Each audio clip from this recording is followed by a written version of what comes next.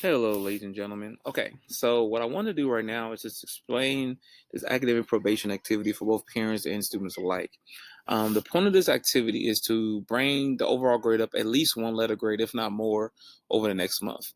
This is something I've always implemented since I started teaching high school about 3 or 4 years ago, and it's really been successful for students that really to take hold of this assignment. All right, so I'm just going to break down everything that needs to be done here. All right, first, what you're going to do is to go ahead and type in your name right here. And then it says, your name, understood that this document represents that according to my grade of 69% or below, I am on academic probation for the next 30 days. In this case here, it'll be from March 8th through April 8th, 2021. During this time, I understand that a violation of the prohibitionary terms agreed upon will result in additional consequences. Those consequences really all depend on the student, but let me reiterate the idea of this is that it's meant to help your grade. Among these terms, I acknowledge that for the next 30 days, I am unable to miss any assignments associated with Unit 5. The current unit that we're working towards right now, starting next week, is will be Unit 5 or any other unit this is implemented on. And one of the main reasons I find that students are not doing well in class is because they're missing work. Come to tutoring on either Tuesdays and Thursdays for extra help and extra credit. So remember, not only is tutoring good for extra credit, but it's also good for extra help. And this can be done both virtually or in person. Lastly, participate in class,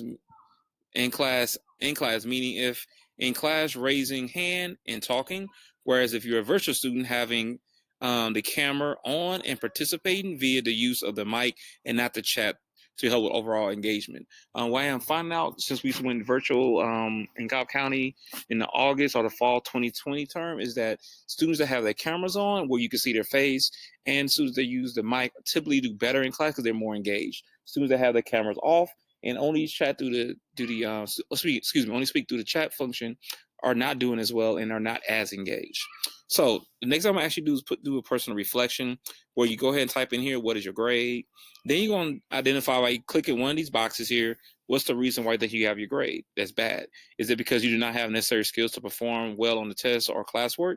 Or do you feel like you do not necessarily have, excuse me, I do have the necessary skills to perform.